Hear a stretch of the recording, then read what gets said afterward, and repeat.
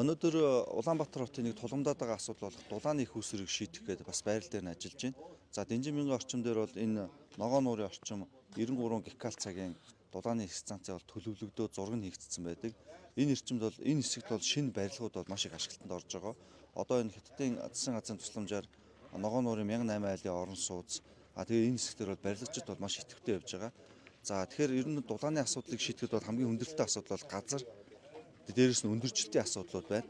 За мөн дээрээс нь газын станц газар дулааны хүсрийг шийдэж байгаа учраас аюулгүй зайг авах асуудлууд байгаа. Тэгэхээр энэ асуудал дээр бол өнөөдөр газар дээр нь бол ажиллаад байрлуудыг бол сонгох гээд явж гин гэсэн үг. Төв эрчим хүчний дулаан хангамжийн дутагдaltaй холбогдуулаад тархмал эрчим хүчний өөрөөр хэлбэл дулааны нэмэлт их үүсвэрүүдийг барих асуудал яригадаад ингээд 21 оноос хойш техник эдийн засгийн үндэслэл зурцлал багшлагдсан. За өнөөдөр бол бид нар дадлын орлогчтой хамт нийлээд эхний ээлжийн энэ зураг төслөлттэй холбоотойгоор газрын асуудлыг ярьж газар дээр нүүцлээ. За энэ станц маань өөрөө ач холбогдлын хувьд нийтдээ 16 том хэрэглэгчийг хангах ёстой.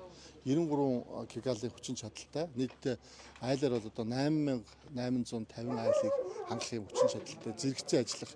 Өөрөөр хэлбэл төв эрчим хүчний дулааны магистрал шугамтай зэрэгцээ ажиллах юм хослмол хабрид шинэ хийн их усүр баригдах гэж байгаа. За тэгээ энэ маань бидний тооцоолж байгаагаар ирэх 2026 онд баригдаад 27 оны үеийн ачаалт залах ийм л тооцоолттой явж байгаа.